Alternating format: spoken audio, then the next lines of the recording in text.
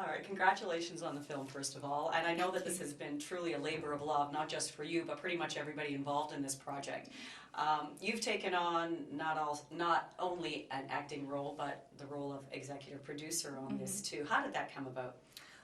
Well, Terry and Lauren called me and asked me if, I would come play with them, and I had worked with both of them together on Night for Dying Tigers in 2010, and I'd worked with Lauren on The L Word, and I just love the both of them, and I love the script, and just wanted to be part of the story, and as executive producer, wanted to be, the head cheerleader and do whatever I could to help them get the film made.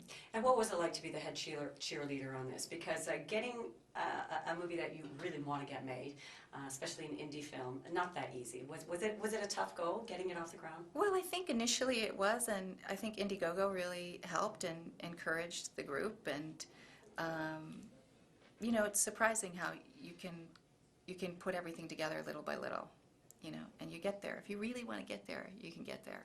It just may not be right then and there at the moment that you want it. And I think that's, certainly Diane and I had proved that point a few days ago. Now the movie has been described as, an art house film.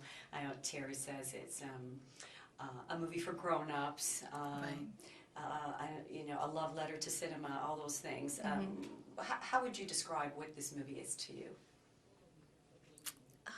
To me, it's really a rumination on identity, how we come to be who we are, and how the storytelling process informs who we are, whether it's the stories we tell ourselves, about ourselves or about our parents, or the stories that we find in other places, like in the cinema, or the things that our friends tell us about ourselves, and always to be aware that there are fictions being created around you at any given moment, and at a certain point you get to choose your own fiction. Does it give you a lot to play with as an actor? When you're dealing with Always, that? yeah, always. Identity, always. It's always about, it comes down to that in many, many ways, the choices you make. And for me, the character was fun because, she gets to support her friend. And, for Jennifer, I was getting to support Lauren, which is a pleasure because I'm such a huge fan of her work and her talent and her humanity. And, in a little microcosm, Clementine's story with her daughter is in some ways emblematic of the larger theme of the film. Can you tell us a little bit about the character Clementine? What was she like? Clementine's a little neurotic, for sure. Very loving, loyal friend in many ways. With a big heart, but doesn't necessarily want to show it all the time in the ways that might benefit her. But a really, really good friend. And that's the most important quality for her in the film as it plays out in the story. Now, you've done a lot of indie films. Do you enjoy doing indie films more than the big budget, the Hollywood films? Does it matter I wouldn't to you, say or? that I necessarily enjoy it more because it's a very different experience. But, working on Book of Eli, it's interesting because it was a really big budget film in some ways, certainly compared to cinema novels. But the filmmakers made it feel like it was a very intimate experience. With cinema novels, what's great is that there's a whole different level of responsibility that goes on. Like when there's only 5 crew, and the crew is vastly outnumbered by cast, and you're trying to get things going, and you're trying to make your day, then everybody pitches in. I'll move equipment, I'll, help pack up, whatever. You get the day done. And Lauren was amazing. I mean, Lauren really was helping to drive the train every single day, not only as an actress, but as a producer. She's on the phone, making sure that the light package is there, making sure that people had their flights that were coming and going to be part of the film, making sure the catering was ready. She was really on top of everything, and then boom, she'd go into a scene completely seamlessly, and it was an extraordinary thing to see, really. Really a gratifying experience, I think, for everybody involved, correct? Yes, it is Yeah. gratifying. I mean, for me, something like Book of Eli is also very gratifying. But there's something about working with Terry and working with Lauren and working with Terry's, coterie of actors and crew that you really feel like it's this family that comes together again to tell a different story. And I really love that intimacy. You talk about all the things you have to go through when you're working on an independent film. It's tough, it's fun, but do you have a best and a worst day on the set that you can think of working on this movie? No, not really, not off the top of my head. I mean, one of the days I loved that was so indicative of independent film was I was looking at the schedule and I saw that there was an exterior that had been taken out of the schedule, and with Grace and Clementine, and I said, why are we taking this exterior out? And he said, well, we couldn't get permission from the place to shoot it there, and we may not be able to make our day if we go. And I said, you know what? Let's see what it's like at the end of the day, and if we make the first part of the day, let's just go over there, just go and shoot it. Like, what the hell? What are they going to do? The worst thing they're going to say is, get out of here. Nothing bad really is going to happen. And so we did. We went over there and just shot stuff and just, climbed a few walls and got in and just did it. And it was really, really fun. It was really fun, and I loved that. And I had that experience, when I did a film many, many years ago called In the Soup, and another film called Sons, where we would just be on the go, and if you saw something that was interesting, you stopped and you shot it and you got it on film, and it wasn't quite as calculated as a bigger budget film because you're having to move so many people to a different location, so it was much lighter. How does it feel on the eve of the premiere, getting this project that you all worked so hard on, having it shown, premiering at the Toronto International Film Festival? It's so exciting to be at TIFF. I love this. First of all, it's my favorite film festival, and to be here with this group of people with this film is just really, really exciting. And I feel very proud of Lauren, and I feel very proud of Terry, and so happy to be a part of the gang. I heard they were already talking about the next project for all of you guys. Are you aware of that? Are you working on something? Yeah, Terry and I were trying to put together the next picture. Do you know what it is yet? Oh, yeah. Can you tell us? I don't know. I'd have to ask, my cohorts. I don't want to be busting out with something and then go, what? You did what? It's team.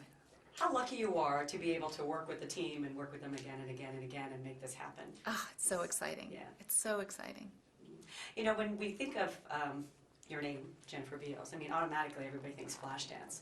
And, all these years later, does it bother you? Are you okay with that? Can I tell you something really honestly? The first thing that journalists think of is that. And I have to say, when I'm walking down the street, it's really interesting to me to see who recognizes me for what. There's a lot of the L Word, there's a lot of Book of Eli, there's some Devil in a Blue Dress, there's some Flashdance, which was, a great entree into the world. But it's really interesting to see who recognizes you for. I think it depends maybe on who was around for what Yes, era. And that's true. And for my era, my first exposure to your work was Flashdance. Do you mean those people who saw Flashdance are so old now that they passed? Is that what we're saying? Well, that maybe? means I'm talking about myself, so I hope I'm not that old. but that really had a big impact on me. Me and all my friends, my colleagues, we all loved that movie. And then you had the L Word, and I think Right. that the fan base there, younger, and I'm sure you get stopped on the street and you get a whole new fan base who really was influenced by that movie, by that. Right. And I just wonder what that experience was like for you, because you did a number of seasons on that show. Mm-hmm. And it was kind of a groundbreaking show. Mm-hmm. And you've touched a lot of people. Is that one of the, would you say maybe in the course of your career that was one of the more special projects that you've worked on? Oh, definitely. I've been lucky to have a few, but the L Word was really special in so many ways, in terms of shifting the paradigm, even in a very small way. That was really exciting, giving visibility to a group of people who before that moment were largely invisible in, mainstream media was really important. And for me as a woman, it was really important to be surrounded by so many people who were willing to speak up and who were unwilling to remain invisible, and to be in dialogue with different activists and to see what it takes to make a change was really important. That you're only here for a certain amount of time, and you have a voice, so you might as well use it, because you're going to die one day. You might as well just use all of you are while you're here to make things better.